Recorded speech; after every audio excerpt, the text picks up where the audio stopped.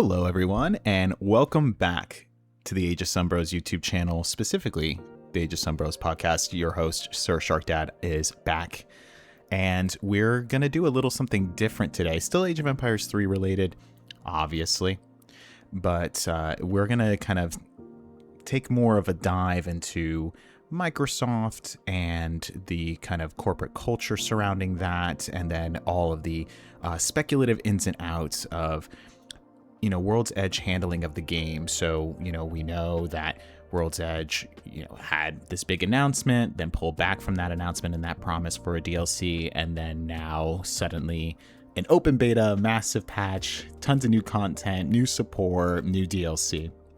And so before we dive into all of this exciting stuff about this patch and this DLC and the new quality of life updates and everything that they have planned and what would be the future of Age of Empires 3 in this community, I figured we could just kind of, do a reflection and take a look back at exactly how those decisions came about and why the 360 change, as it were, for suddenly having no content to suddenly having content. And to that end, I was approached by a former Microsoft software developer. I'm very excited to introduce to you TFL. Thank you for joining us on the show.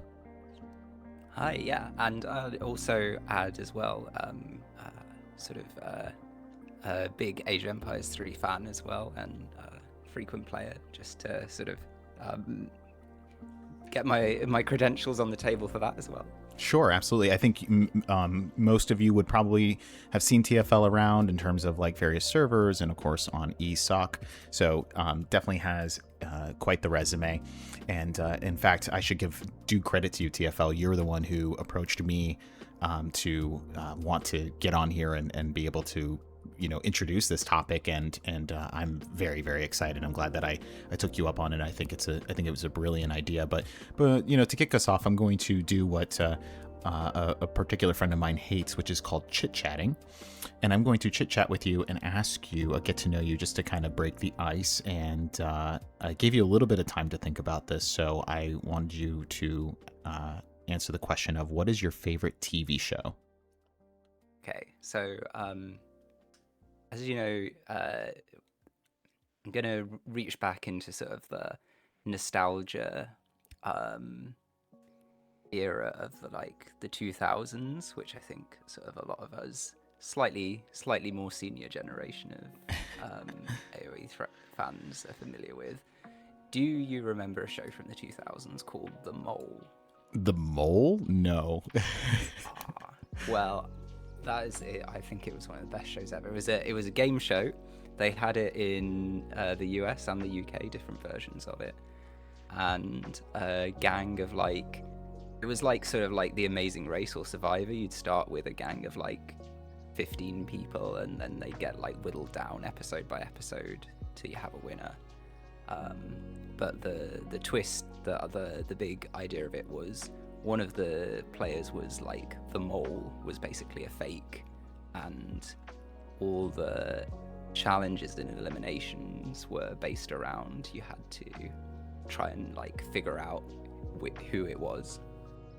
Okay, so it's it's like Secret Hitler game show. It's a traitors, a werewolf thing, but right. way back in the 2000s, before that was an idea in the popular culture. Gotcha. I think for me, so it's kind of hard because favorite TV show of all time, taking the wide span of it together. And I'm not saying this just because I have a Brit who's on here. I'm a huge Doctor Who fan. So I'm I love Doctor Who. And it's had a rough few years recently, just in terms of just the quality of the writing. And so it's kind of hard to say that Doctor Who is still my favorite show, just because what's your golden age of Doctor Who? I'm actually a huge Ninth Doctor fan. Funny enough. Yeah. 2005 Christopher Eccleston is I just think it's so peak. And I actually really do love Peter Capaldi's run. I think he's an extremely talented actor in anything that he's in, really. And I think he it's kind of interesting because the writing gets a little wonky in those seasons. But I do really enjoy him and his take on the Doctor, and there's quite a few very emotional moments, a lot of good anti-war themes, anti-imperialist themes that are running throughout, and I really enjoyed that. But like right now, I would say Severance. I don't know, have you watched any of Severance? No, I haven't. No. I really like Severance. It's really good. It's on Apple TV. I also really like another BBC show called The Musketeers from 2014. It only had 3 seasons and it was incredible. So is that like about the France, the Three yeah, Musketeers? the Three Musketeers, which is technically 4, right? And it's a BBC production, and it's like they just nail it so well. Like they really get the dynamic of those characters, and it's super fun. And funny enough, Peter Capaldi plays Cardinal Richelieu in the first season. He's so fantastic as the villain, and then he abruptly leaves in the second season, and you have a whole new villain, and it's because he went to go play the Doctor. That's amazing. Did you, if you're a Peter Capaldi fan, did you ever see The Thick of It? That's like, that's another, yeah, absolutely. And that's kind of where he became really big, was with that. So yeah, for sure. I'm a huge, all of them: Matt Smith, David Tennant, Christopher Eccleston, Peter Capaldi. They're all I mean, Jodie Whittaker's great. She's a great actress. She was really good in Broadchurch. I don't know if you watched that one.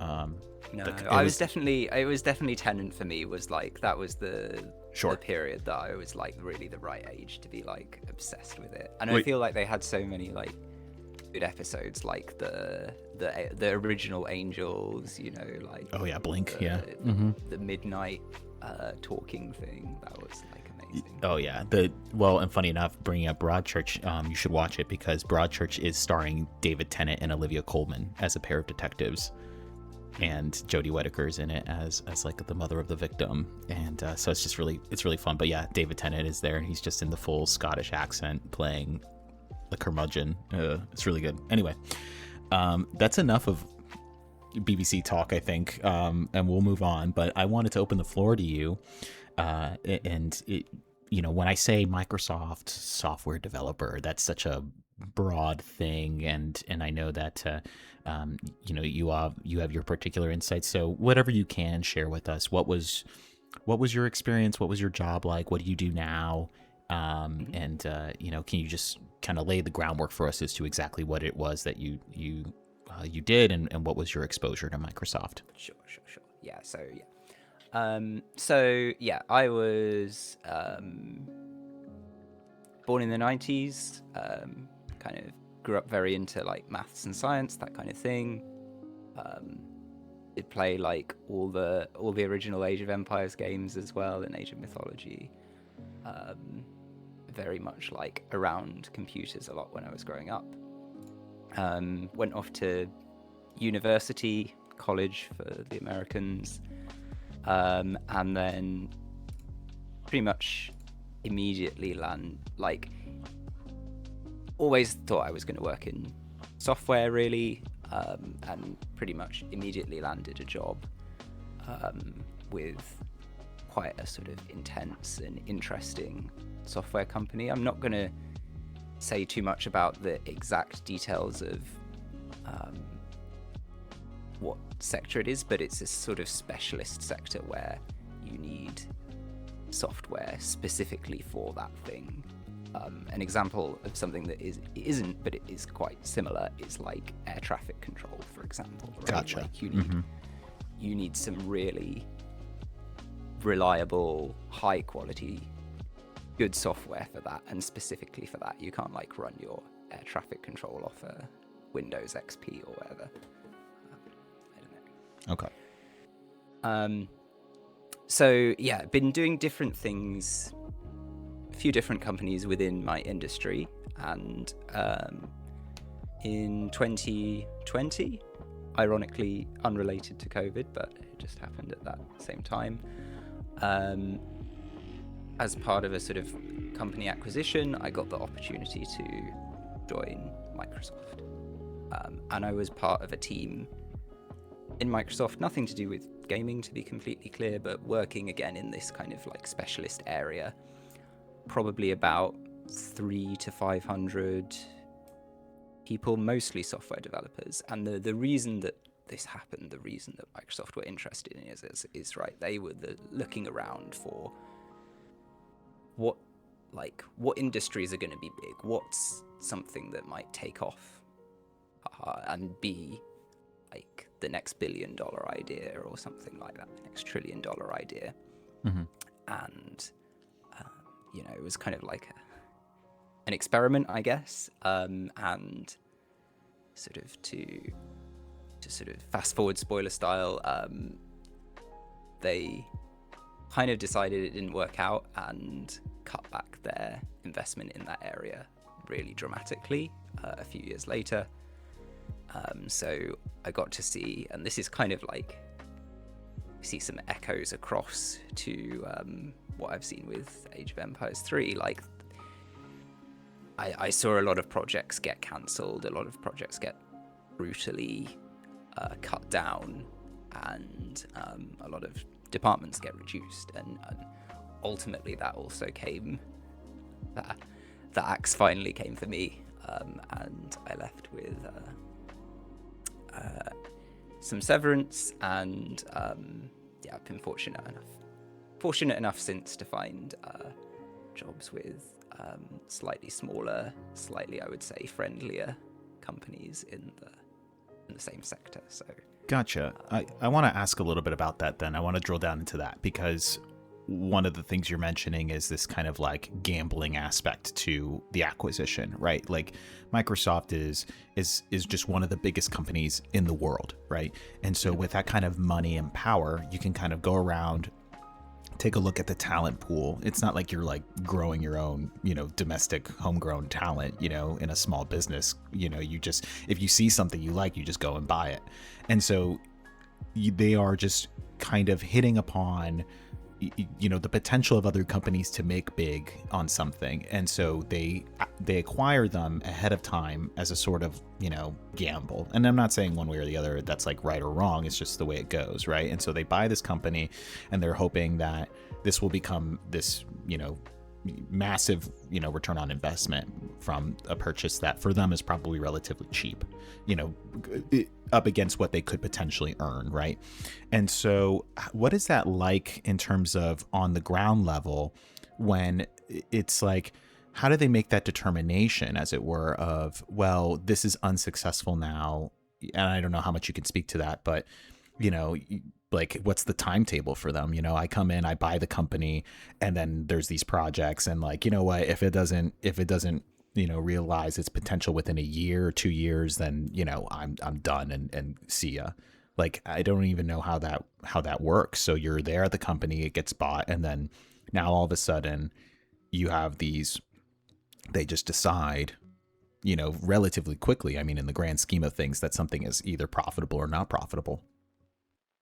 Yeah, so absolutely, like, loads I could say on that question. The first thing that maybe kind of is worth pointing out, and I especially think it kind of is relevant to us in like the gaming space more generally, right? Is you might think a sort of a normal way of doing business is, well, you identify an opportunity, a project that you could decide to do or not to do.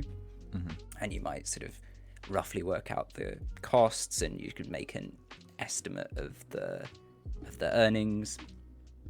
And then you sort of like, well, you look at which number's bigger, right? So you might have like some beloved IP, and you've got a DLC, and you think it's maybe going to cost like some, plucking numbers out of the air, it's going to cost like $2 million to develop it. And then maybe you think, it'll probably make $3 million of sales. And then you might think, oh, that means it's a good idea. That is like, that kind of like make money thinking is really not like compatible with this like big business, the moon or bust kind of corporate culture. So it's a lot more unpredictable, what decisions are going to happen about what projects, than just like looking at your kind of your own balance sheet, your own impression you have of whether the project you're working on is good for the business or not. Mm-hmm. Okay, what would be those other factors that you can, because it seems like a lot of the discussion, and I don't want to veer too much into Age of Empires 3 just yet. I'm going to try to avoid it because I'm very interested in building this bridge, and so, a lot of people tend to argue, like, let's say in the Age of Empires 3 community, I was even just having this argument just today, unit sales, you have to believe that, we have to pre-order, we all have to buy multiple copies of it in order to convince the powers that be that this is something that they should continue to support. But from your experience, you felt as if there were an assortment of other factors that were at play rather than, hitting upon how many widgets that we sold of X product. And so I don't know if you can expound upon that idea of exactly what was it that, you felt as if Microsoft, as this like juggernaut of a company, was really looking at in terms of when they bought your company, not your company, but the company that you worked at, and what they were really looking for. So like, it's quite a difficult question to know the answer to, and like, so the like, another thing I kind of wanted to bring up about this is like, so I worked as a software developer. I was effectively like the bottom of the like pyramid of this corporation, right? Like I didn't have anyone below me. I was just doing my thing, doing tasks, like make this software. Had a manager, and he had his manager, right? Let's call that like a second manager. And then I had there was a third manager above him, a fourth manager above him. Yes, I'm saying him, they're all men, obviously. Oof. Okay. And this tree, there's so many layers going up. So I think you had to go up 6 layers to get to the sort of head of this acquired company, this unit. And then you had to go up 2 more layers to get to a Microsoft VP. So there's okay. There's such a big tree of managers, and these are not even the people who have the absolute final say on things. It became apparent, from talking to people, especially when things were starting to get difficult for the company, that there was a sort of there was pressure coming in from basically, I think, finance, sort of I'm imagining it sort of like the treasury, if this was a government, right? Like there's another finance department with their eyes on the figures, and then there's a very nebulous senior corporate layer who have sort of gut feelings about what's strategic for the company, right? And this is why we were acquired, this is why we're invested in, because they thought there was strategic potential. It wasn't necessarily about making lots of money within 2 years, 4 years. It was about that strategic element. Could we become an area, a product line that would be definitive and significant for the company? I see. Okay, gotcha. And I mean, on your level, the way that you were experiencing it, it was all, I'm guessing, just deeply impersonal, would be maybe the way to describe that. Because when you kind of talk about these layers and putting aside whatever compensation that you would have earned financially, working as a software developer during that time as part of the wider Microsoft network, the on the ground experience of it was that this is a big company, and it feels like a big company. Right? Yeah. I mean, to find out, I realize I'm undermining the point of me being here by saying this, but like to find out what was going on at Microsoft as a whole, we had to look in the news. Like we weren't getting like secret insights from these like mythical top tier managers about what was going on. We could find out a bit about what was relevant to us by talking to people a few layers up in the Great Pyramid, a bit. But then the other thing to say about this as well is like so many of these like managers, they're sort of like need to be kind and careful to people, but they moved around a lot, right? Some of these people in these middle layers would move around a lot for every 6 months or 12 months, or a new department, a new section, stuff like that. So a lot of them were coming in and they were responsible for important decisions, but you got the impression they didn't know they didn't know much about the product and the area they were in. What they knew was the Microsoft way, the Microsoft playbook. Interesting. And so that leads me to two questions, but we'll hone in on one for now. I guess my first question is why do you think that they moved around so much? So I feel like that's a quicker answer. And then my second question would be, what was your experience of that in terms of like timetables, and what did you feel as if in your experience that it was very I wouldn't describe it as necessarily hard work. I mean, maybe they did work you hard and you can speak to that, but did you feel like it was just like very specific metrics? I mean, for my work experience and a lot of what I do, which I don't necessarily want to talk about a lot of what I do online. I mean, people understand that I'm in the military, and I can say that I am in the U.S. military, and that's as far as I'm going to talk about. But there's not like a specific metric, of things that I need to meet, unless they're like, a PT test, right? Like if I had to do a physical fitness test, or if I have to, do a board or something like that. But usually my day-to-day job, what I do is like, there's no specific thing, right? Did you feel as if in your work under them, it was very much, you had to tick a bunch of boxes? I don't know exactly how else to ask that question, like if you were graded by a rubric and everything that you did, and there were very specific metrics that you needed to hit, So I mean, the short answer is yes. To go into more detail, performance assessment is a big part of Microsoft culture, and I don't necessarily have a problem with that in principle, but it's kind of, as you were hinting, the metrics, the things that you are judged against when it comes to performance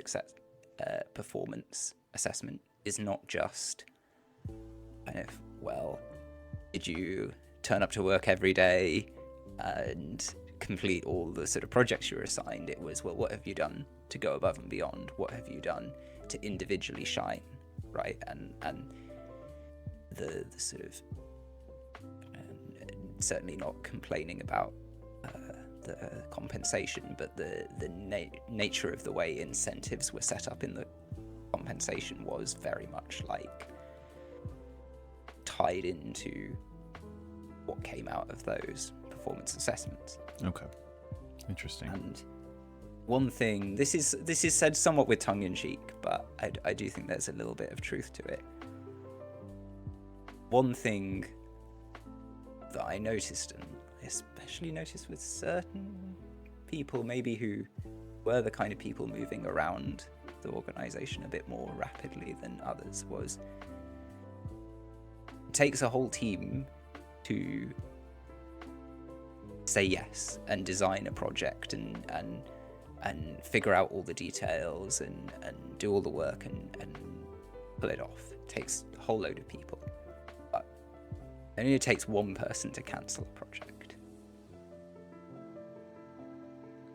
So if you want something you can put on your personal performance assessment that shows your individual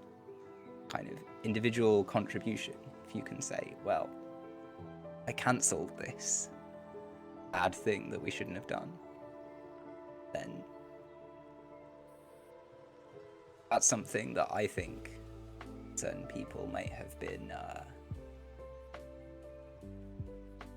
quite incentivized to do. I see. We don't have to. You're obviously kind of skirting around it, so I'm not gonna be mean and pry too much on that point. But I think it's fascinating, the idea that it is true, and I think especially, I mean, man, this has existed in our corporate and government culture for so long, for as long as we've been alive, at least. Those who are, I don't know, children of the 80s and the 90s and the 2000s.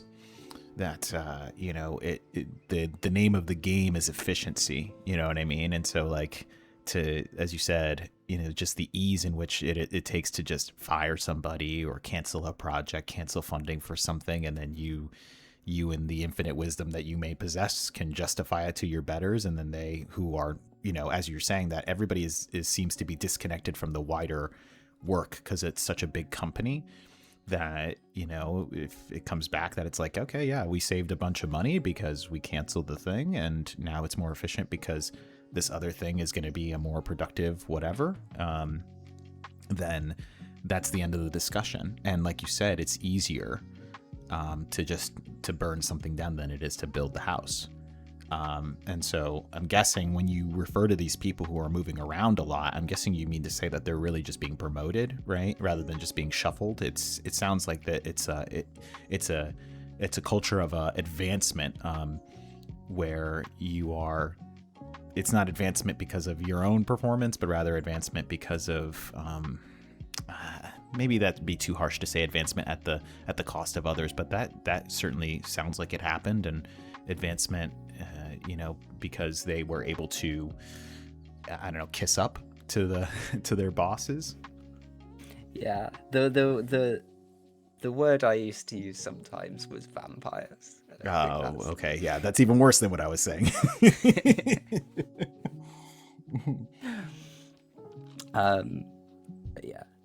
Yeah, I was trying to be and nice.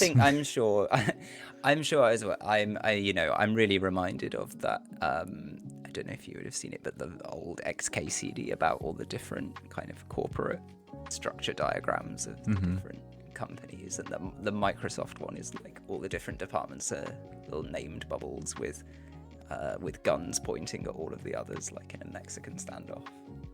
Really? Did you feel like it was a competition for resources in that case then? Like you had to sort of stand out and beat out other people in order to get the attention from the parent company? What I more mean is like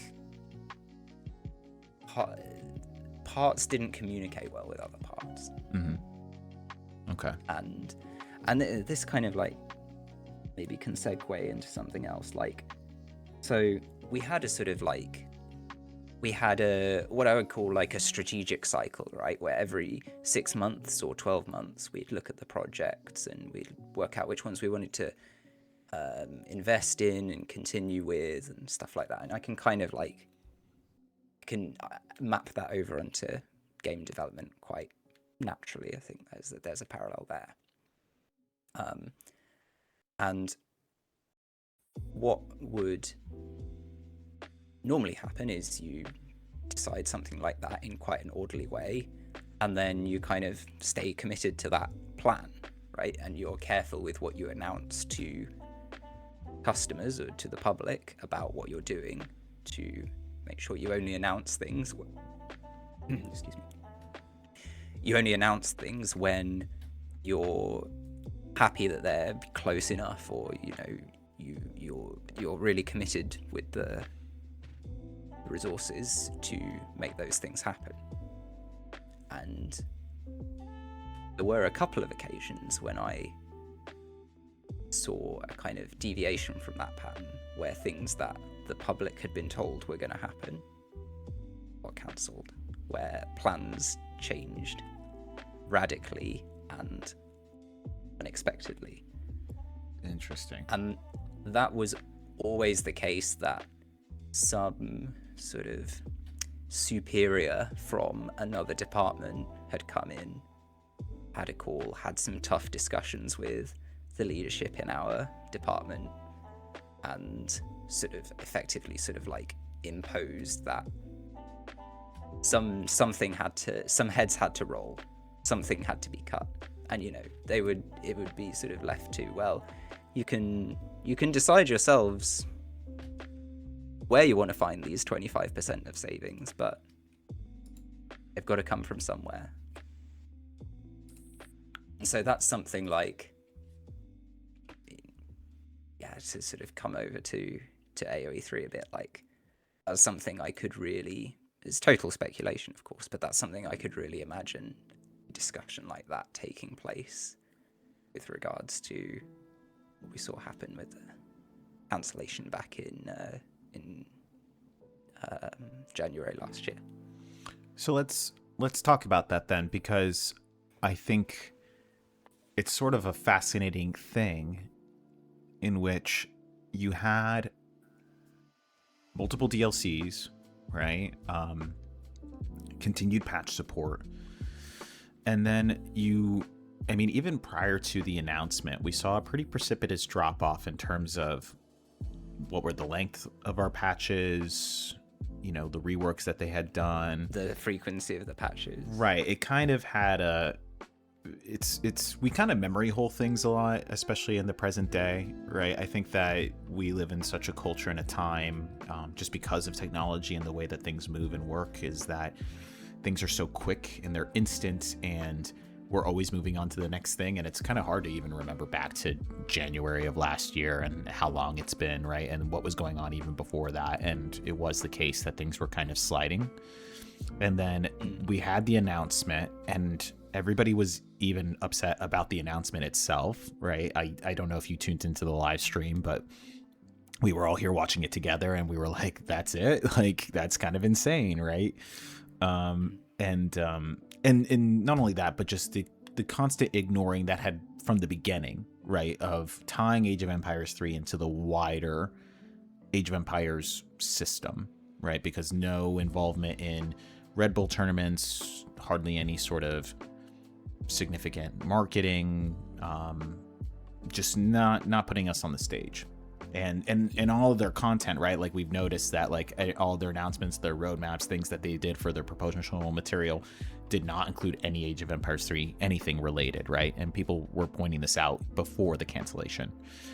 And then the cancellation happens.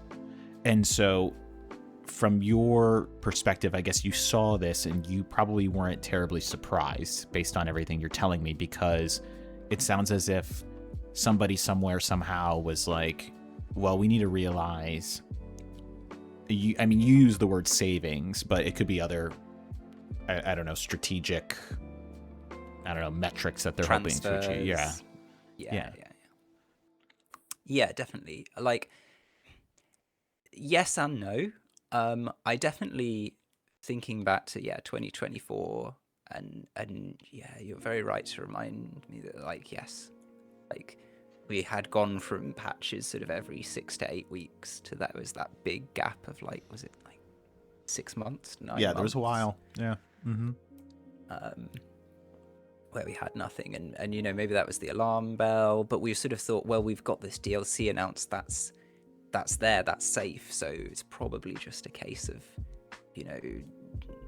deprioritizing the monthly patches while that comes through. I did maybe start to get a sense, especially when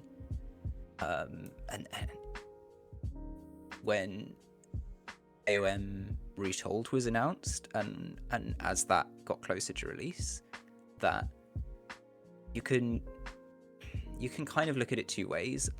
I personally started to get a little bit worried that we were the problem child of the family right at this point. Like, there's someone in a position of relative power there with responsibility over the, like, Age franchise, who doesn't really like Age of Empires 3, isn't really interested in, like, looking after as well, is maybe looking at some numbers and saying, well, it's no Age of Empires 2, is it? Which we have to sort of be, I think, fair and acknowledge. And, you know, maybe getting a bit worried about that. But I also really was shocked by the cancellation, because I really did think that it was, you know, it meant something that the DLCs had been announced, yes, in a slightly weird way, in that flag Photoshop announcement. But I really was thinking, well, yes, AOM is kind of like more of a priority right now, but, you know, we've been promised this. We'll get our turn. Things will work out for us. And I was actually kind of like,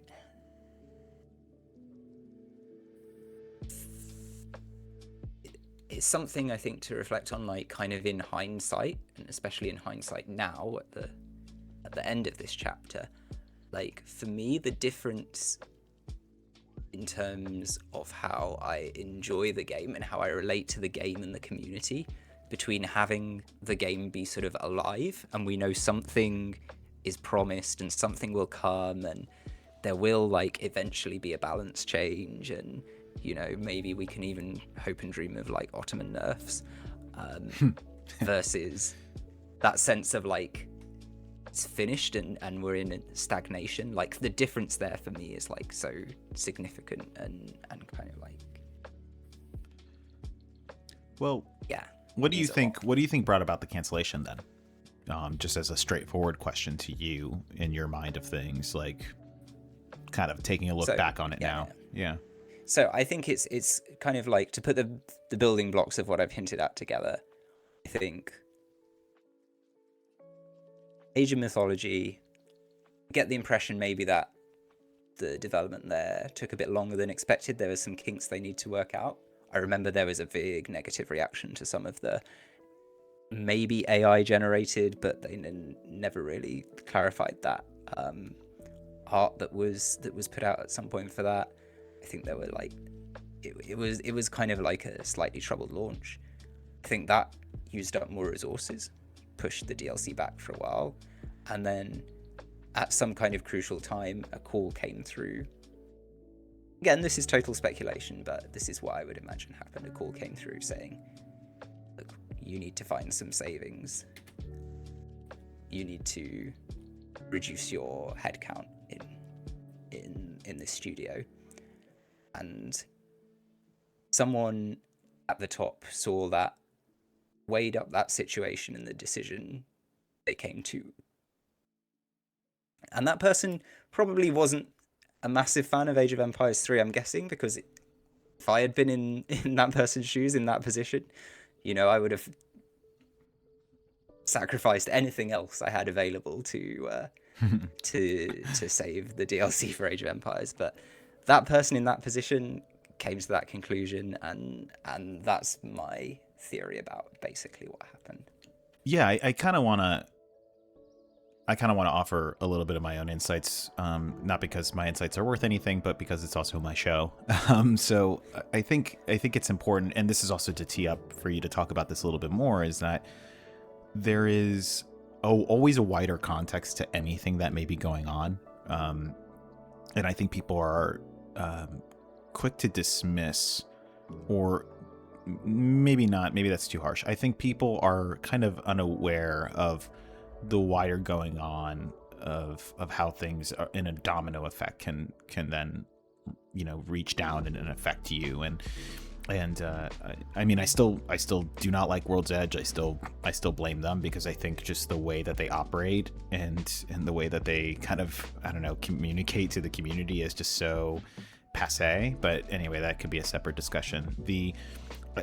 I think we have to remember that this is coming off at a time of a few things, in that the cancellation was right around the same time as the release of Xbox Game Studios as a whole struggling, right? The Xbox Games Pass was not doing as well as they were hoping, in the sense that that that was successful, but it needed to be pulling more money. They ended up raising the price and it kind of fell through. Phil Spencer was stepping down, right? And then we're getting new people that came in terms of the leadership there.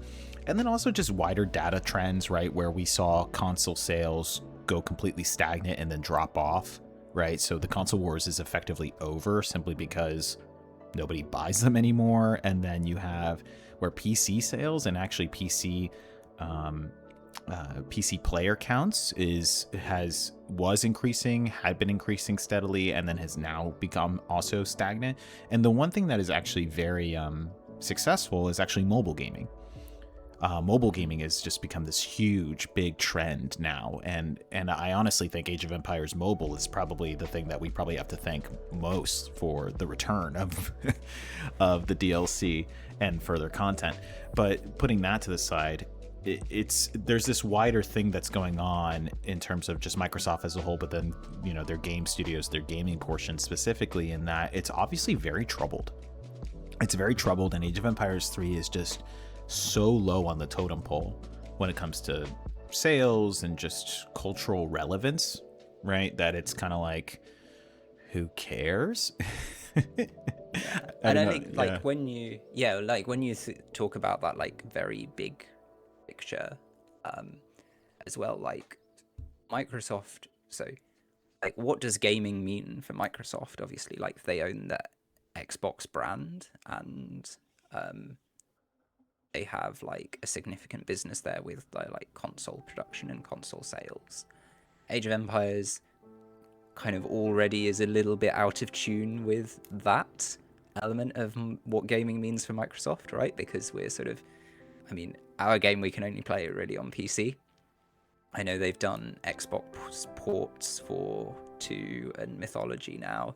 I don't know if anyone like really plays those. I don't know, write in if you know otherwise. And then so like Age of Empires is like, it's maybe a franchise that doesn't necessarily fit with modern ideas of what Microsoft wants to be, but then also kind of consoles as a concept are dropping off, right? And Microsoft has been very public about the fact that it kind of wants to find a way of merging gaming and cloud, 2 of its like big industrial areas. But like exactly what does that mean is kind of unclear to me, and maybe there's a bit more of a synergy there, right? Because a big element of our game is the online play, but it's sort of like, well, we've got that works. Are we gonna pay extra for really good low lag online Age of Empires? I don't know, maybe, but just don't really see that happening anytime soon. So yeah, I think the mobile angle is interesting. I'd really like kind of memory hold that whole presentation where they showed us Age of Empires Mobile, and we found out it was just a sort of, I don't know, it seemed really bizarre to me because I'm not someone who engages with those sort of like, what do you call them, like free-to-play loot box type mobile games. But yeah, I mean, like potentially that is a big factor for the franchise in terms of the business. I've got absolutely no idea, to be honest.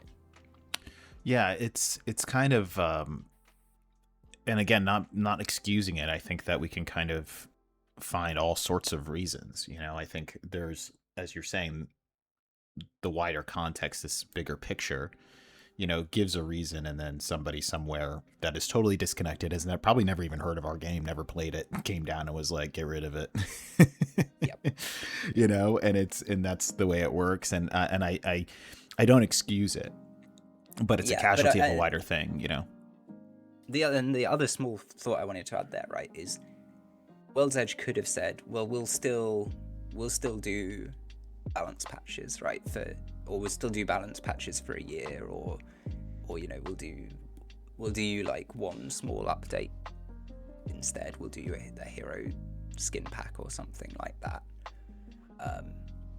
But they didn't, right? They struck us. I know I was listening to your podcast earlier from a year ago where you flagged that there was no mention of Age of Empires 3 whatsoever in their sort of annual review event. Right. Like not even featuring in the graphics, right, with all the other Right. games. Yeah. No image whatsoever from our game. Yeah. So I also think we can identify an active decision from World's Edge to really like stomp 3 into the ground as well. Yeah, that's a good point. I actively wonder, and I mean, maybe you can speak more to this, is that World's Edge, man, because it could be two things, right? It could be either World's Edge was muffled by Microsoft in that they were not allowed to communicate anything whatsoever in terms of do not say anything, don't promise anything, don't try to make it up to them whatsoever, just kill this and move on, and outrage is so insignificant to us, because and I can talk about the community all day and this sort of mixed reactions that were had about the cancellation of the DLC, and that they were like, any bad press, any sort of anything that can come out of it is so insignificant that it's whatever. And they were right. And so World's Edge was just like, yeah, we just, we're force buyer handlers into this. But I get the feeling, and you can speak to this more and tell me I'm wrong or right, I get the feeling that it actually had more to do with the leadership at World's Edge itself, where Microsoft, being this large company, was like, produce savings, cancel some projects that are not prospective to us into whatever the metric is.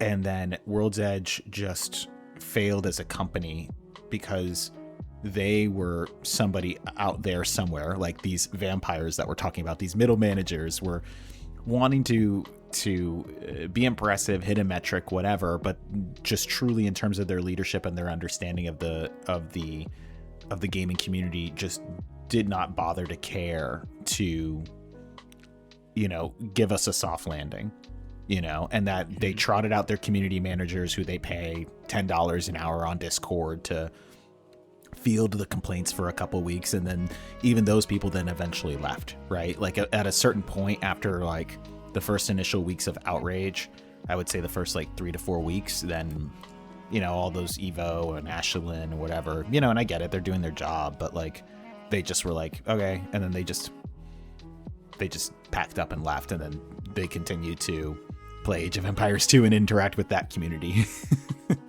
And I think this is probably true of like all big companies, all corporate cultures, but like the people who were the PR people, the community managers, the people who were accessible and who, were there to field our reactions and our complaints and so on, they had no opportunity whatsoever to feed back anything to anyone who would be anywhere close to these like decisions. Yeah. So it's kind of like, that's just a bit of a feels bad situation all around, in my opinion.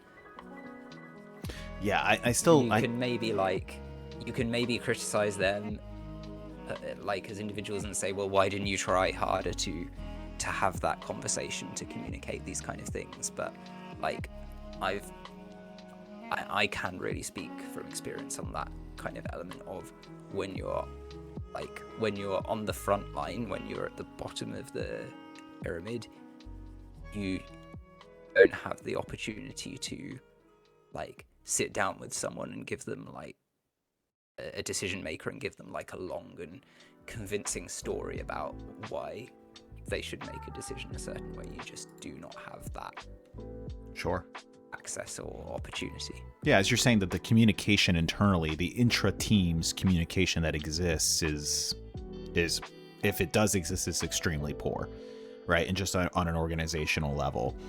And And then on top of that, you have this compounded effect of somebody somewhere at some layer above you that you probably only know by their email handle is setting an expectation and a metric, and then that's it.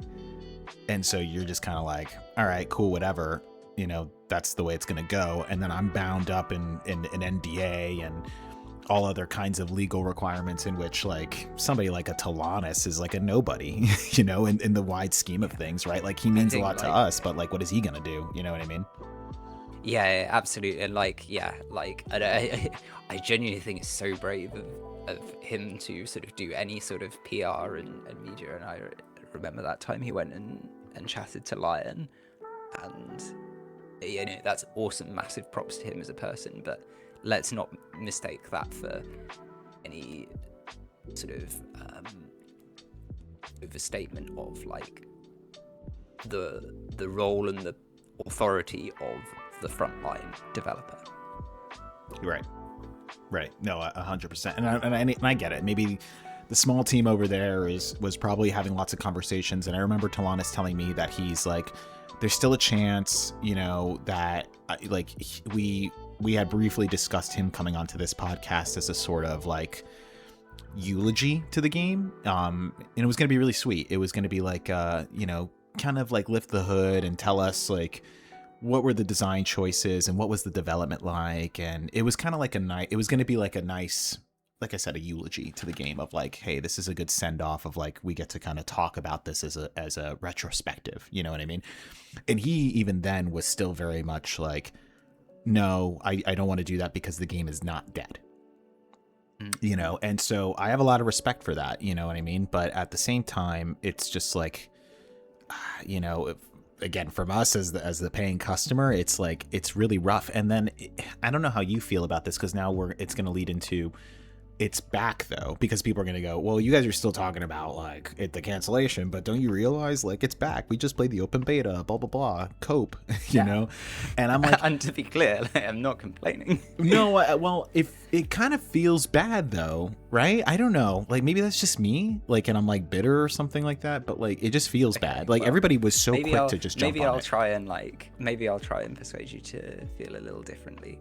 Okay. Yeah. What do you? Well, first off, why do you think it's? Could I just pause there for a second? Sorry, Sure. I really need a little comfort break. So Yeah. Take your water. That's okay. Sure. I'll do some. I'm just gonna keep recording. I'm sipping my iced coffee right now. Funny enough.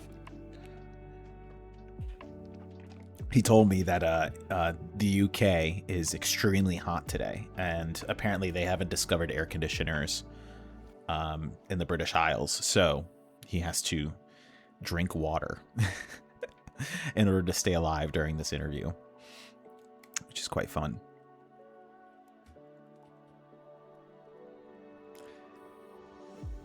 But I'll keep going and just kind of set us up in that, one of the big questions that is now present is, why is the DLC back?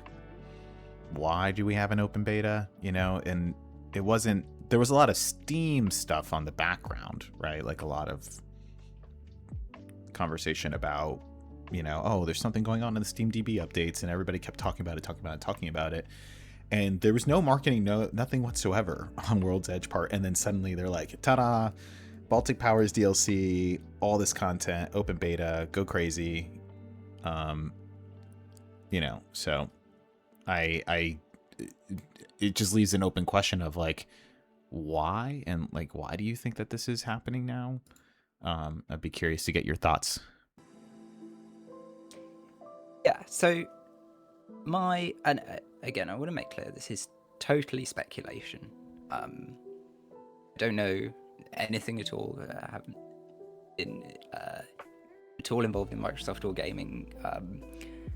But my feeling, I really strongly think this is likely, is there was some sort of personnel change. Some person who was the previous person who said, let's cancel the DLC, they're the ones who are going to come under the axe, was replaced. And My hunch is they were probably replaced by someone from like within World's Edge, within the Age of Empires team, who understood a bit more about the franchise, the dynamics, maybe had a bit more appreciation for all the children in the family, so to speak. Because I did come across some really great people at Microsoft, some people who, I'm going to say, by and large, were the people who stayed in the same kind of place and built up more specialist knowledge and kind of more understanding of the products they were working with, and could actually then go out and advocate for those products and champion them and get investment and get those projects boosted, because they could tell the story about why those products were good, why they were important. So that is, like, again, I want to make clear, very much speculation, but that is my strong suspicion about, like, why we saw this quite extreme, like, turnaround for Age of Empires 3. The other kind of element of this, why did we not know about, like, why was it so secret for so long, right? Why didn't we have any marketing or, like, teasers or any of the stuff we had for Malta in Italy? And my suspicion there is just that, like, World's Edge have probably, like, cut their marketing as well. Okay.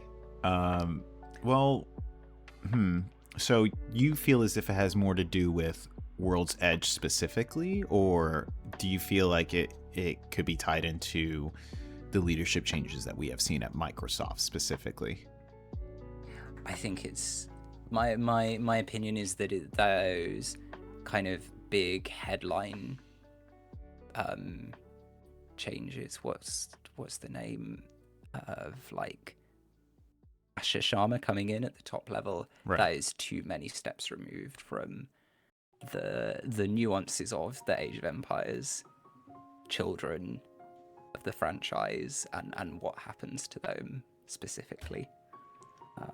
That's really strongly my belief. Gotcha. So not like we're not seeing like a wider, because for me, I always, again, maybe she's just talking corporate speak, but, you know, she kind of came out the gate and was like, I want to affirm the Xbox console. I want to affirm the kind of developer work that we've been doing.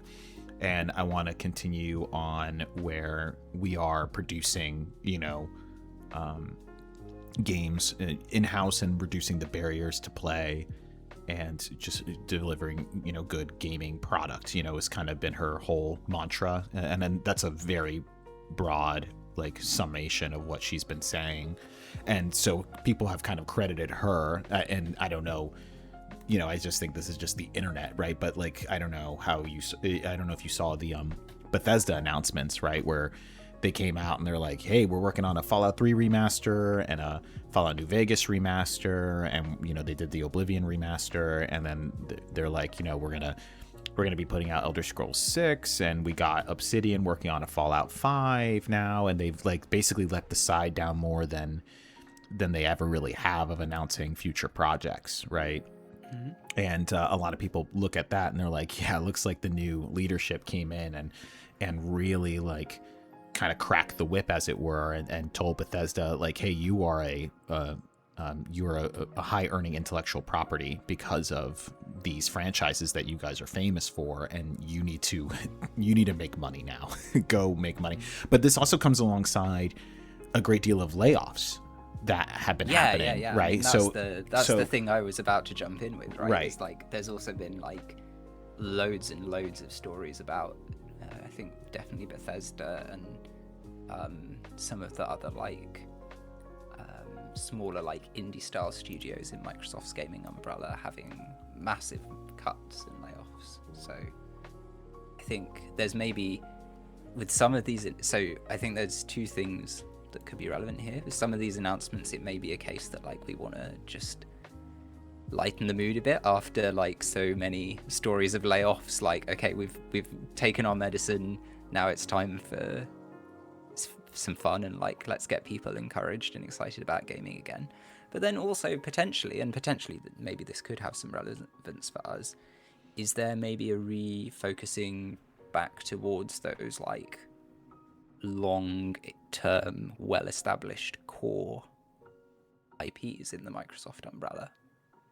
Maybe that could be something that means that like Age of Empires has got a little bit more investment to play with going forwards. Because I do probably think if you look at like everything that's been announced for 2026 across the Age of Empires franchise, I mean, certainly actually once you factor in Baltic Powers, it's probably more than was announced in like even 2023, right? Or 2022, I think. Oh yeah. No, yeah, exactly. And that's what makes this so odd to me. And I get kind of weirded out about this whole thing. And again, the community as a whole, which it's weird because I make a podcast about this game and about this community, and I'm so hostile to it like every time I talk about it, because they turn around and they're like, oh, okay, like I'm gonna buy this and I'm so excited and thank you so much, World's Edge, yay, mwah, mwah, I love you. And it's like, do you not recall anything whatsoever? And I mean, I'm glad that they listened, but it's just this weird thing of like, there's all these layoffs. There was the original cancellation, no marketing, come back, here we are. And it's all this new content that is larger than like what we saw when it was getting support. And I look at that and I'm kind of like, but I'm just trying to, and now people would say, don't stare a gift horse in the mouth, right? You don't, like just accept it, right? But I can't help but want to ask this question of how and why, surrounding all of it, because it's just so fascinating to me as to exactly how we find ourselves in this position. And it's not like necessarily the circumstances have like radically changed for Age of Empires, except maybe as you're referencing, Age of Empires is a IP in which it is a long-standing, old game that is core to, in my opinion, that is core to the Microsoft identity. It's not up there with like Halo, but like it is a classic, and it is the RTS genre for Microsoft. And I'm guessing somebody somewhere was like, well, we're just going to push the button, see what happens, because another thing of contextual information that we're missing here, and then maybe you can speak to as well, is that they moved away from the free-to-play model, right? Instead of releasing this and then continuing in free-to-play, they said, no, we're going to put more content into the game at the base when you buy it, right? I think they added USA and Mexico. I don't remember, and then they said, but you're going to have to buy the game to play. And I think they even increased the price of it, I think. Yeah.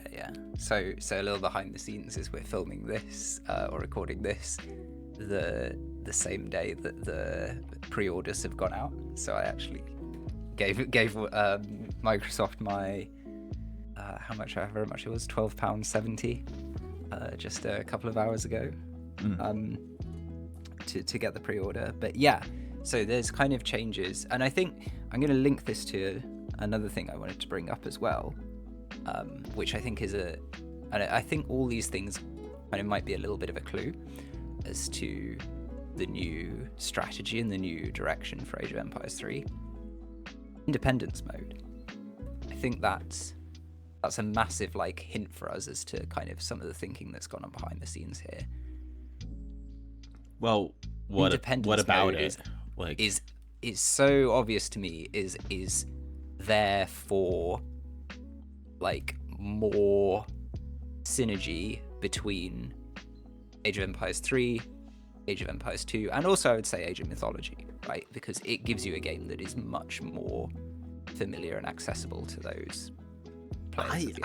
That's a kind of a hot take though, TFL, because you're basically saying, and I understand that, right? Where when you talk about synergy between the games, for anybody who doesn't know the other Age of Empires games, what distinguishes Age of Empires 3 mainly, besides the historical time period in which it is taking place, is The other two mechanics are snaring is a big one. That's a huge difference. And the deck system, right? The home city shipment system is this like massive deviation. And what you are saying is that independence mode is not just a fun little game mode for the fans, of the game, to kind of try out, but you're saying, no, this is like, I don't know, gonna be the means by which you attract players from the other titles, or even get people to play, in a tournament or something. I'm 100% saying that. Yes, I think okay. It's definitely like I think, and I think it lines up as well with the point about removing free to play as well, and setting up with a price that's a bit more comparable to Age of Empires 2. Is this idea to try and present, and I'm not sure at all whether it will be successful, but to try and present 3 as a more equal sibling of 2, right? As something that players from 2, maybe also from 4, I really know very little about 4, might come over and try out. They might try out independence mode a bit, then they get a bit more familiar with our enormous number of unique units and kind of unique civ mechanics, and then they'll be like, well, I want to get a slightly want to go on the ladder or something like that, and they can transition over and start learning about the decks. And I also think there's an element, it's no accident at all that the way Denmark are designed. Again, I really don't want to go into like detailed analysis of the DLC today, but like Denmark being the civ with the all vanilla unit roster and mechanical systems to kind of like mitigate shipments, mitigate rushes and like nasty timings, again, I think is speaking to that attempt to synergize the game into the franchise a bit more. I think, does it not have a I'm sure it's going to be on the ladder, right? Like there will be a ranked ladder for it. I'm sure there'll be people listening who just know the answer to this, but I mean, Empire Wars has a ladder, right? Technically, I think, and that's obviously like a massive flop, and I'm not sure. Like, I don't know whether independence mode will work. It will be popular. I'm just using it as a hint as to some of the intentions right behind what's going on with the game. But so if it's like Empire Wars, I imagine it would have its own ladder and its own ranking system, and you could, in theory, just almost exclusively play independence mode if you wanted to. I think what's important, because what makes Empire mode kind of suck, is that like there's been no effort to balance it or like develop it or make it interesting, right? What will be crucial for independence mode to succeed is that it continues to get attention. It's not just like thrown in for the DLC and then forgotten about. Right, because I find that with independence mode, it has the potential to be very unbalanced with those like inherent mechanics. However, my hot take in all this TFL, and I'm glad that you brought it up, is that for me personally, if independence mode gets the support that I'm obviously gonna try it and play it, and if it gets the support and they continue to look at it, I personally believe that that's going to be the preferred way that I experience Age of Empires 3. If only because like the kind of jank and lame that we're seeing, and it compounds and gets worse as more civs are added, and people, they're so like, oh, now I want to get a Persia civ, and I'm like, oh my god, shut up. Like the more civs and just the lack of balance that can exist because there's just so many externalities and so many other factors that go into any one decision at this point. I'm kind of like, I don't know, I'd rather us just not have a unit shipment system you know, and you're just like dropping random stuff on me, whatever. And like, I think like knowing, you know, what your inherent bonuses are and then being able to, you know, play in that manner is, it's going to have its own balance issues, obviously. And I maybe just be speaking too soon, but for me, like even as a long-standing Age of Empires 3 player, I'm kind of like, shoot, I'm going to definitely play that. I'm like probably going to play that more than the standard, to be honest with you. Because it just seems like a more streamlined, easier, but also a more like aggressive kind of game. Rather than the sit in your base and drop forts and FI kind of meta that we have been experiencing so far. So yeah. I mean, like, yeah, once in a blue moon, I watch some T90, right, when he's got like a big tournament on or something, and you know, and that's the only experience I have really of pro Age of Empires 2, because I can't play ranked Age of Empires 2 myself. I'm no good at it. And it is like, you know, the map and like moving around on the map is so much more important, and you do have these like long drawn out games with skirmishes here or there and like endless raiding, and castles are claiming territory and claiming map control much more decisively, and that moment of right, like getting your castle up or getting it denied is hugely important in their game. Right. And I can see parallels with like how independence mode might play out. I still like really want to kind of hedge that it might be a total flop, it might be rubbish, and I think it's really important that it gets curation and attention over time. But I can really see parallels with how I imagine independence mode could be working like that. I will also say though, because you just sort of with your comment earlier as well about like some of the lame stuff, I'm a very much like a DE lover, a DE apologist. I'm not like, and I'm very. I am too. I want to make that abundantly clear. Some of the people who want to live back in 2014 and only do like 5 Hus semi-FFs as France. Yeah, I think that's lame. I also think it's just boring, to be honest with you. We have a much funner game now. Absolutely. Yeah. Yeah, so. And I think like, yeah, I'm really not sure, like for me, where I'll land on independence mode, because I do think that like the pops and the big swings are a lot of what can make the game really interesting. So you know, we'll wait and see about that one. Sure. I mean, I'm just saying that for me, I guess I will clarify my statement by only saying that out of all of the announcement news that we got out of this, I was not as excited for Poland and Denmark. I was most excited for the independence mode.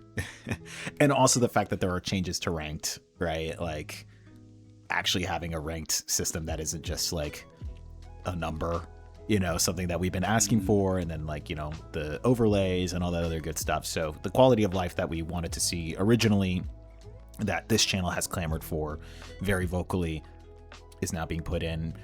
And let's talk about the observer UI as well, because that I think is that's huge, right? Like, and it's a little bit of a tragedy because of you know, this all came. Was it like 3 weeks ago? Hell Punch brought out his observer UI, right, which was amazing, and I think is probably unfortunately going to fall by the wayside. Yeah, like, and again, right, like, because what gave Age of Empires 2, I'm probably massively simplifying a history that I don't know very well here, but as I understand it, what gave Age of Empires 2 its kind of like second life and caused it to get its remaster, which set off the whole dominoes for us to get DE, is the fact that people were putting it on, like, people were streaming it on Twitch, people were casting it, right? Correct. And much more intensely and much more of a culture That's sprung up around that than ever existed at the time the games were new. Right. 100%. And so it feels like a massive omission to me this whole time that we've not had like proper observer mode. Yeah, but that's the tragedy, TFL. That's the tragedy of it. Like, you know what I mean? It's kind of like you put all this money into it, all this development time, all this patch stuff, and what were you doing? Like honestly, what were you doing? Because if this is the admission that like, oh, you're right, all these other things that we could have done 2, 3, 4 years ago that would have had a sizable impact, a measurable impact on the marketability and the reach that this game could potentially have. Now, again, we don't know because we never tried, right? It took all that time, not only all that time, miscommunication, cancellation, abrupt cutting off, right? And a year passage of time in order to then get to the point where that comes into existence. And all because somebody somewhere was like, pull the plug. Or during that whole development time, during the heyday of Age of Empires 3 DE, people were like, no, we're not going to put time into those things that the community is asking for. Is to me just insane. It's crazy. Like, and I don't even like, it's kind of like, I don't know. I don't even like the admission and the apology at this point. I don't know. Maybe I'm just so bitter, but like, it's just a weird thing to me for them to come around to that. And I'm like, but why did it take you so long? Like, I feel so like a jilted lover. It's like, I always knew what you could be, and then you went off, and then now you're back and you're the thing, right? And it's like, what the heck? Wow. Okay, I'm going to try and talk you around a little bit again, because like, I mean, I can't refute the facts of anything you're saying there whatsoever, but I think that there's 2 points I want to flag. One is the fact that we've had this comeback, right, from cancellation. That was never, that I earnestly thought we were toast. I did not, I didn't mind Lionheart doing his copium and all his excitement and stuff like that. I wasn't one of those people like hating on him for that, but I never bought into it myself. I had fully let go. So for me, this comeback is like a lovely surprise. And like the day it came out, I was so happy. I couldn't wait to tell like people like in my life who don't know anything about Age of Empires, like, oh, this game is back. We're gonna have content. I don't like a decision to bring like that will have happened to uncancel the DLC to kind of bring the game back to life like this. It couldn't just have happened on a whim, right? Like I was talking earlier about how like it's easy to cancel something, but like it's much harder to build a case up and like create something. Whoever was our champion, and I do believe there's some anonymous person within World's Edge or within Microsoft somewhere who would have put some real effort into to make this happen. Whoever was our champion, they will have needed like evidence, and you had things like petition that came out and all of the reaction that came out when the cancellation happened, and I think that's one thing. I also think that like the fact that the game is still so like treasured by its community, the fact that there's still things like ESOC tournaments are still able to get like high hundreds of viewers like week in, week out for the season when they're running. Things like frankly I'm just gonna say like Lionheart, the fact that like Lionheart couldn't produce an interesting video showing like some unique like revolt thing or card or unit combination that like no one else has cooked up before, and like that can interest people and do like decent numbers on YouTube.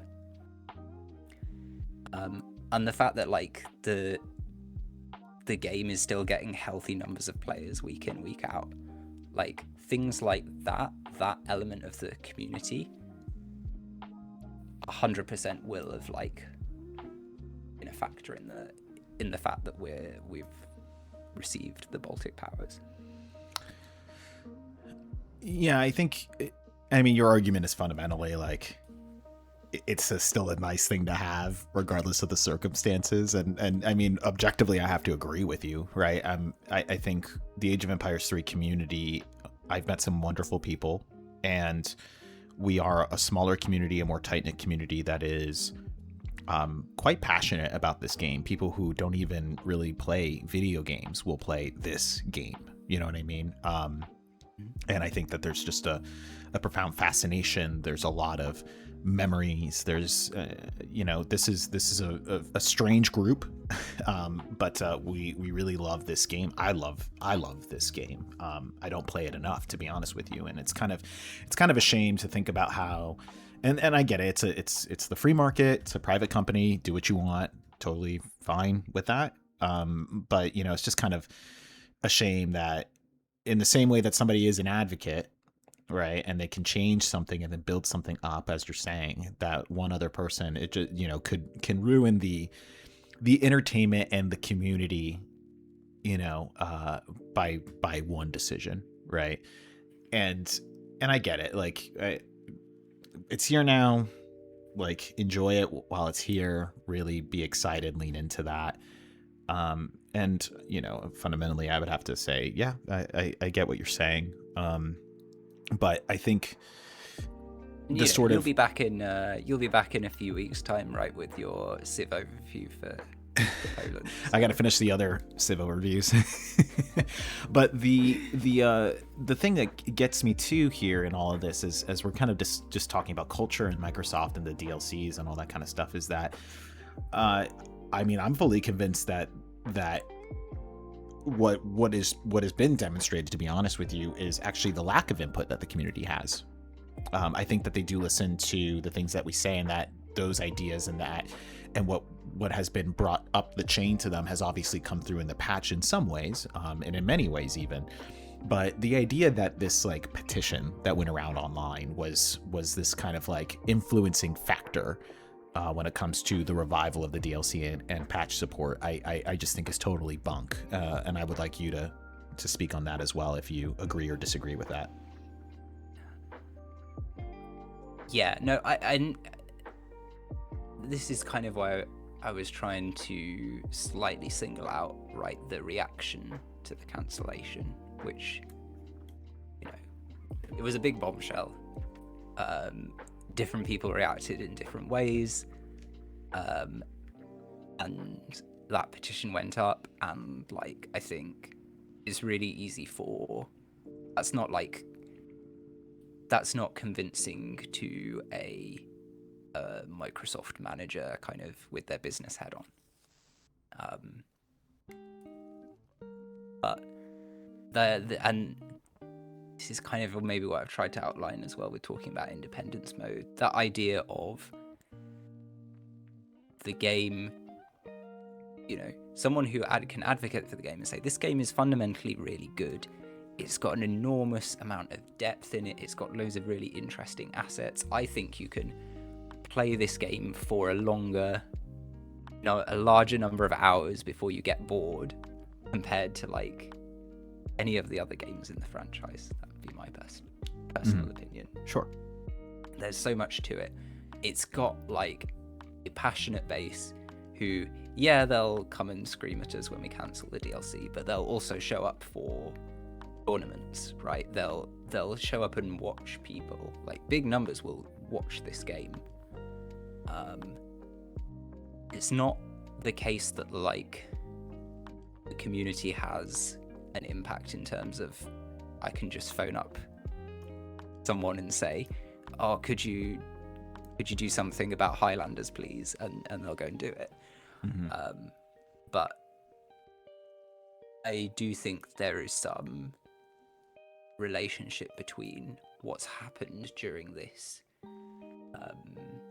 18-month kind of hiatus period and what's happened to end it, so to speak.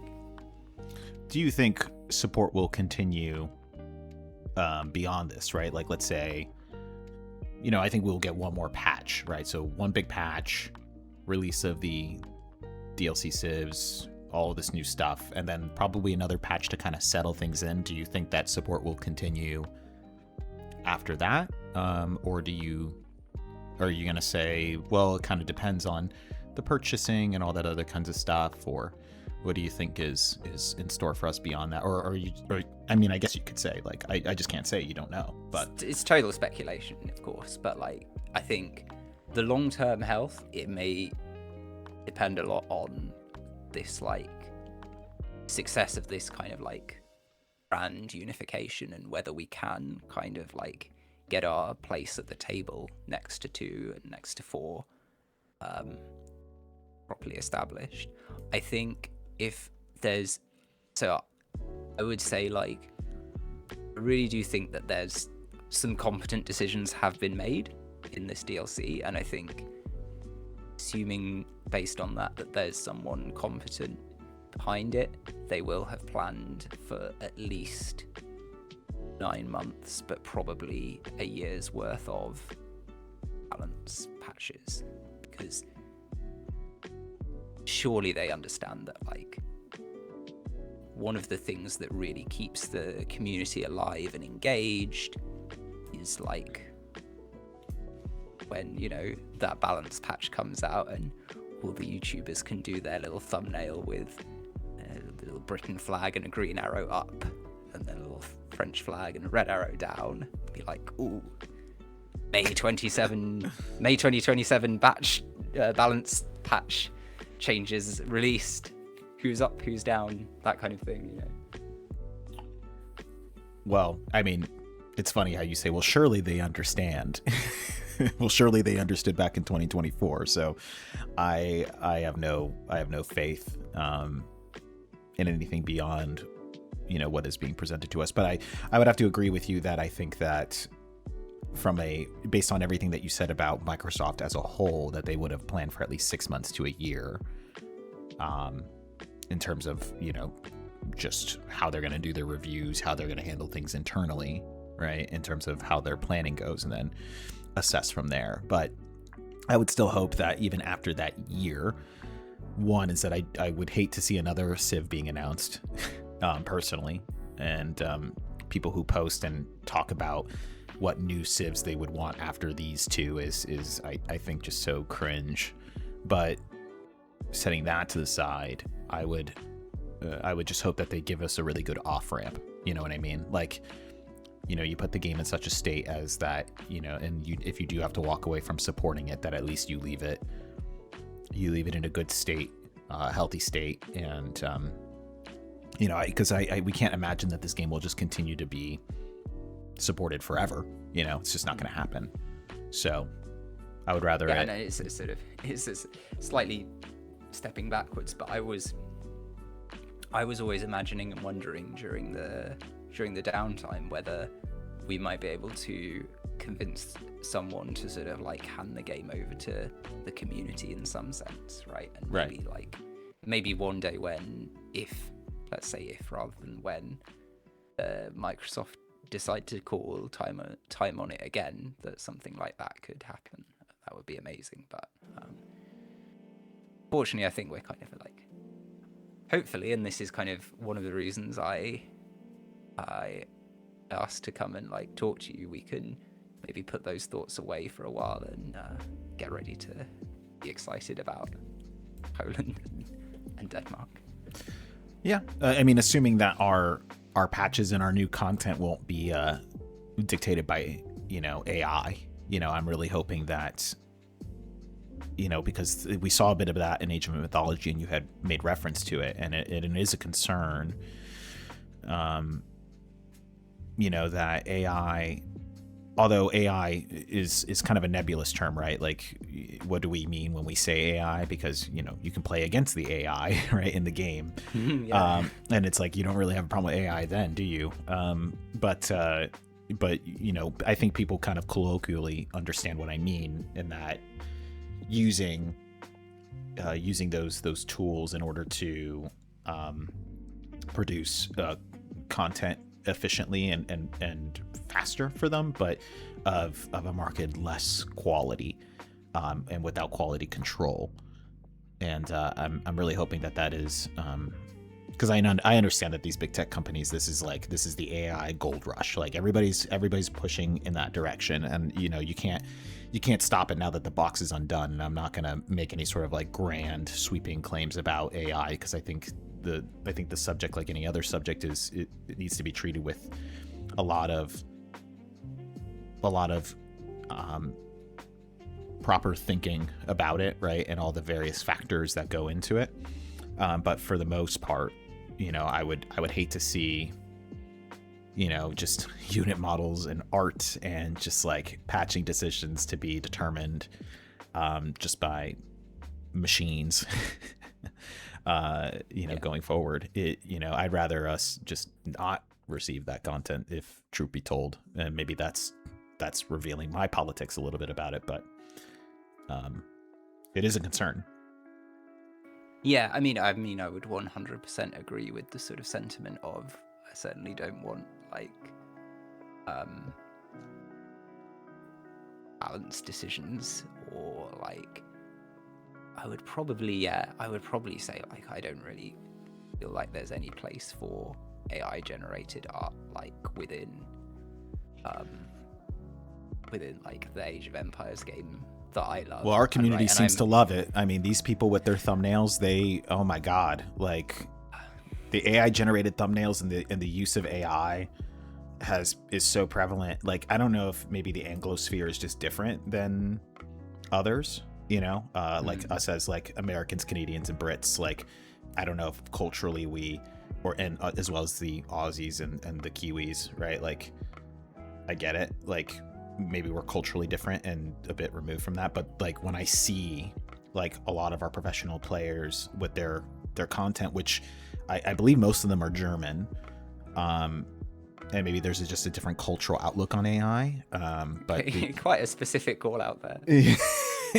AI, like, yeah, I mean, like, well, because we have a huge German contingent, I think. Like, I feel like mainly who play this game are like Brits, Americans, and then there is I understand that there's an Asian community, but there's not a lot of cross over there. And then there's like a German, and there's quite a few Turks who play, Turkish people who play as well. And like, I just find that like, I'm not gonna, like, everybody knows who they are, right? So there's just a community of people, more pro players, that the use of AI generated thumbnails has become very prevalent in the community. And this isn't like a podcast about like AI specifically, but all of that, I think it just looks bad, and I would just hate to see, like, as we say, like, AI really shouldn't have any place in like Age of Empires 3 art. And I'm like, well, at least in the community, we don't really care, actually. Yeah, I mean, I totally agree. I'm on your side. I'm a very like conflict averse person. I always want to see the best in people. Oh, so I see. Yeah, I'm very like, conflict eager.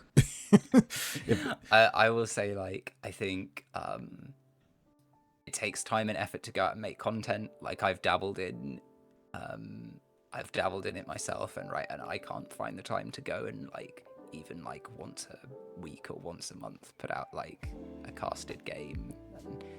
And the couple of times I've tried that, I've just used like the YouTube default screenshot, which is just like a frame from the middle of the video. Yep. That's the thumbnail. I'd rather that.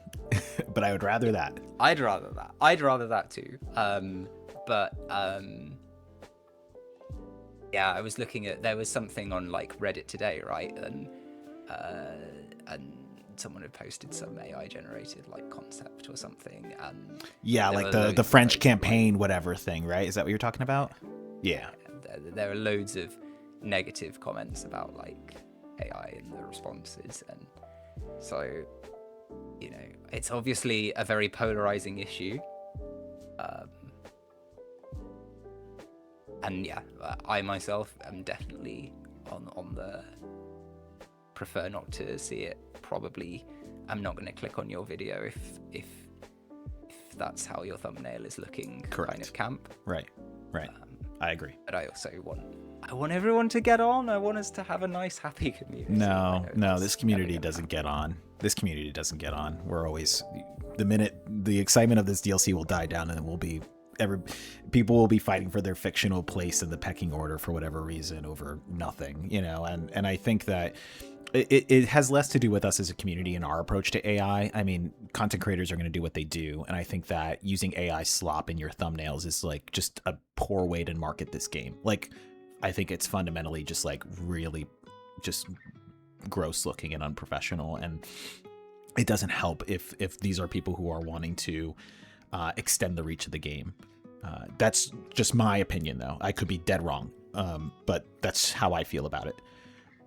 What is even more concerning is that I don't get the indication, based on having played the open beta, that anything was really like AI anything. Like, who knows, though? Like, people can use AI to, get ideas or to make a schedule or, whatever it is, right? Like, to do research, right? The historical research that goes behind these civilizations, right? Like when I look at Poland, right, and the use of the folwark and the references to the partitions and the heavy emphasis on cavalry, whereas in Denmark, you have the Snaphane and you have the you have the customs house and all these other things that are all very like historically rooted. I don't know if like Talanis was sitting there like, I don't know anything about Denmark and Polish history. Chat GPT, generate me a some things to think about. I'm gonna speculate that the one thing that's not in short supply around Age of Empires fans, and probably the people who have been lucky enough to find themselves working on the game,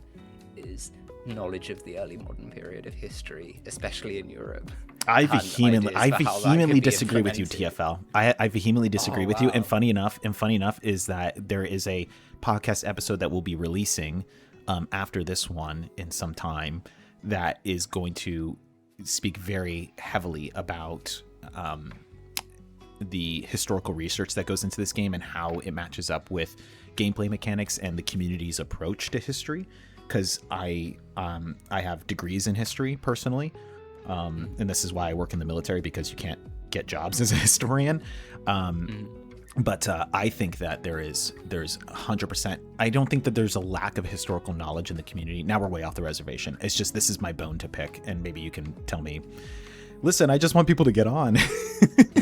But I find that there's not a lack of historical knowledge in the community, right? I can ask any of these people, and then they're going to tell me that, I don't know, the buttons on a uniform are not totally correct because this unit at this time in this place would have had a different kind of button than what is being, I don't know, like that the bayonets are wrong, right? People had this whole thing about plug bayonet versus socket bayonet, right? That was a whole conversation too. And I get it, right? There's no lack of specific aesthetic knowledge, but in terms of approaches to history, right? Like, oh yeah, you know what I mean? Like the way that we engage with history, that we engage with people who are dead and have been dead for a very long time, who are like us and not like us in many ways. The way that we act towards them, I think is very callous and does not understand like the nuances and the sort of humility that it takes to actually participate in history, because a lot of people act as if history is battles and dates and figures and uniforms and weapons and those things, and not the people and their personal perspectives and ideas and beliefs and hopes and dreams that make culture and make history. And people don't talk in those terms, and I understand it's just a game, get over it. Yes. But yeah, that's a whole nother subject that is a personal pet peeve of mine and passion of mine. So I do think we lack historical knowledge. I think you see that in the way that we discuss the Native American civilizations. 100%. I think we see it in the way that we discuss and understand the African civilizations. Obviously there's a pattern there. And so, but anyway, that's beyond the scope of this podcast, and maybe we can, I don't know, maybe we can have another one. You and I can talk, but maybe. Yeah. But but anyway, going back to the AI thing is that I think I'd have to prepare a bit more for that. Yeah, I've got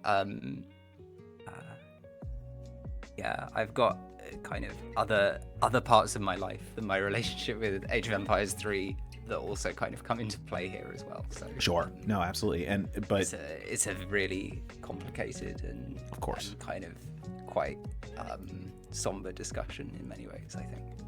Yeah, no, and I think your disposition in even just that sentence speaks a lot more to your personal character and your approach of history that I think is more becoming of like having that discussion. But I just seen some pretty whack stuff on the Discord and in the forum that I'm like, whoa, okay, like I remember the discussion I think that you're referring to. Oh well, yeah, the one recently, yeah. Oh my god. Anyway, I'll say something a little bit more kind of maybe slightly reframe the comment I made that brought us onto this, right? I think like AI can do a lot of things, and I'm not really like I'm kind of a bit agnostic on AI myself, right? Okay. Like I'm not trying to apologize for it. There's a lot of really valid criticisms of it out there. But I will say this, there are a lot of things in software development that you have to do. And the kind of one end of the spectrum, you've got imagination, creative thinking, like big picture problem solving, choosing the right path, working out what a product should do. And then kind of as you go down the spectrum, you've got more and more mundane things and things to do with like, okay, identifying a pattern, knowing the right words to use for a certain thing, knowing the names of certain things, writing out the right lines in the right order so that things will fit together. And AI is sort of marketed a bit as a panacea that can do everything for you and mean you never have to employ any humans and you can save lots of money, which obviously causes me to despair for more than one reason. But for some people will take joy in everything at every point on that spectrum, and I definitely take some joy in the stuff right down at the bottom, the get the words in the right order stuff. But I think I can say relatively safely that it is the stuff at the top, the stuff about like imagination and ideas and that kind of element of creative and interesting storytelling that is one of the inputs into kind of what gives Age of Empires games their character, that should be the thing that we absolutely never take the humans away from, right? And I think like, you know, you can go on Reddit and every single week someone will have come up with a sort of a paper work through of the, you know, the Persian civ or the Korean civ or the Indonesian civ that they think should be added to the game. So I don't think like there's any shortage in supply of like ideas basically when it comes to Age of Empires games. Yeah, I think it's a discussion that probably, like anything else of any kind of controversy that just lays at the heart of a number of questions. It just bears a lot of nuance in it, and I think it requires a great deal of thought, you know, of real self-reflection. Because to talk a little bit about my career and, my professional experience is that I am, which I'm not going to reveal too much, but part of my job, let's just say part of my job is network engineering. Okay. So establishing networks, and troubleshooting networks and expanding networks. It's part of it. And that is a relatively difficult thing to learn. Like if you are somebody who doesn't know what an IP address is, you're going to have a hard time, and it takes a lot of training. And AI has been pushed in my career field, and I'm sure it has in yours. And I have a supervisor who uses it in the sense of like to create schedules and to create training plans and things like that. And I'm like, I personally would never do that. But he finds use in that. And I'm like, all right, that's fine. But then you have to kind of make a decision for yourself and as organizations of exactly how far do you go, right? Do you use it to, as you say, put the words in the right order? Do you use it to make schedules? But then what? Do I use AI to, I don't know, if I'm working on a router and I need to figure out what the command line is for what I'm going to do? Can I go to ChatGPT and ask it what is the thing that I'm looking for? What's the commands that I'm looking for? Well, maybe. Or what if I just ask ChatGPT to just build me the command line? And then now all of a sudden I'm dealing with people who don't really know how to do networking. They don't know how to troubleshoot. They don't understand the job. They are required to already be plugged into a network that has access to the internet in order for a machine to do it for them. And maybe that's more efficient. Or maybe things go really wrong, and it means like there's a bit of a there's a bit of a sort of there's no kind of back out. Kind of once you've lost your skills, then you're dependent on that AI solution Correct. to provide those skills for you. Correct. Otherwise, you're back to the beginning of your career. You're a first year noob again, and you're not going to be able to achieve what you need to achieve promptly. Right. But then relating this back to Age of Empires 3, we as consumers also have to make that decision, right? I don't know what's going on behind the scenes. Maybe Talon, it says, is using OpenAI or whatever to create his schedules. Maybe he's doing it to do a little bit of historical research. Maybe he's doing it to, I don't know, figure out a coding problem on his end. And maybe all of that is legitimate and totally okay and permissive as for us as consumers, right? But then at a certain point, if it ends up being the case that AI is prevalent in the way that they are operating, and I think we saw this, and this is not a crazy question, right? Because we saw this just now in Kingdom Come Deliverance too, right? Like the voice actor was fired because, or all the voice actors were fired for, I think, the French language, because they just used an AI to do the translating for not the voice actors, but they used AI for the translations. And so they just fired all their translators for all these different languages because they were like, oh, we can just use AI. And then people who played the game in French said that it was wrong. Like the nuances of the language, it did not track over, right? And so people were just confused when playing the game.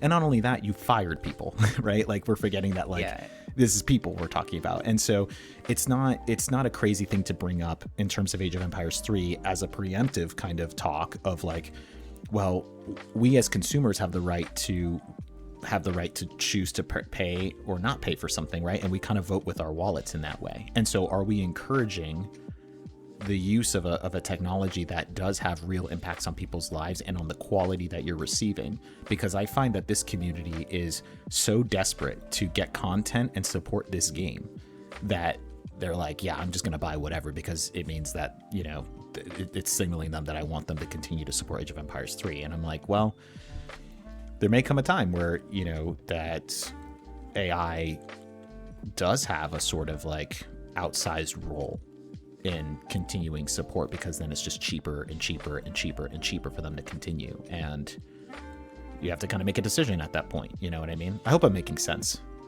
Yeah, no, absolutely. I wonder if, and I maybe like, I think there's it's almost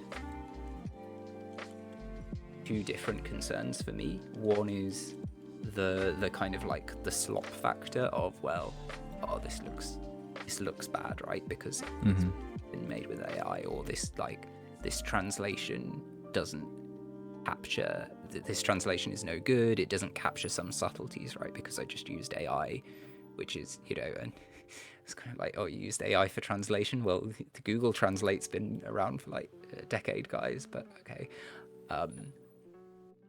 And because I didn't have like a proper skilled human involved, the product was worse, right? And I think that's one thing that is almost like kind of easier to address, because there's a tangible outcome to it, right?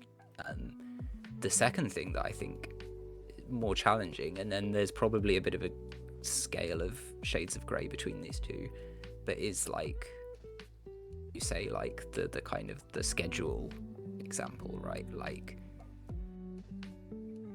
do I mind if someone working on Age of Empires 3 has used AI to like make their schedule, or to make their like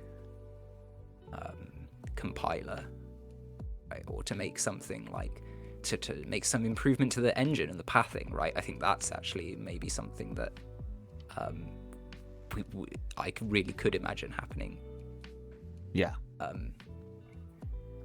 Yeah, no, absolutely. And then we have to kind of make a decision as to exactly, where's the line, and everybody has to decide for themselves as individuals, and sometimes I think people just find it just more egregious, like the thumbnail thing. It's just like, well, it's because it's so prevalent and in your face and it looks bad, you're more upset about that. But then if like AI ended up coming in and fixing the pathing rather than a human being, then we're like, well, as long as the pathing is fixed, right, and that's okay. But I don't know, like, it's kind of hard to make a determination at that point, but I almost wonder if it might become something kind of like with you have like organic certification in the US. Do you have things like that for vegetables? yeah, we do, for the most part, I guess. Yeah, and it's probably the case, right, in this hypothetical, that like the AI-free organic video game certification is something that is probably associated with like more expensive, more like artsy upmarket games, and your like big popular Microsoft hits like Age of Empires wouldn't be avoiding AI. But... Well, that's a good business idea. You and I should start that. I think it would be cool to have like a third-party company that just is like, that we provide a certification that you hire us, we'll come in, analyze everything, take a look at all your workflows and your models and everything that you've done, and we give you a stamp of approval that you're under 95%, whatever, like it's 95% or more being human or whatever. And I think that's an interesting idea, I think, and maybe something that the free market or governments will have to figure out in the future, because just a lot of this is just unregulated, it's all new, you know what I mean? So in the same way that like games have ratings, there should be ratings of AI. I don't know, but this is like, now we're very firmly outside the scope of anything of this podcast is related, but I appreciate you indulging me on an AI conversation. And that's great. It's been, I think we should probably start to look at wrapping up. Yeah, I agree. But it's been really lovely to talk about this stuff, talk about the game with someone else who's like seems to be coming at it from relatively similar perspective as well.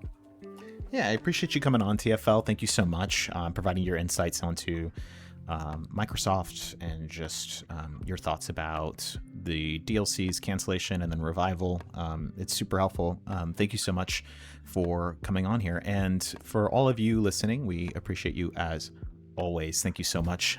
If you're enjoying the content that we do, please leave a like, subscribe if you haven't, leave a comment. Let us know what you think about AI, the cancellation, the revival, whether what kind of support you would want to see in the future, what your predictions are. We'd love to hear from you. As always, the discussions are great. And to everyone else, we'll see you in the next one. Thank you so much for listening.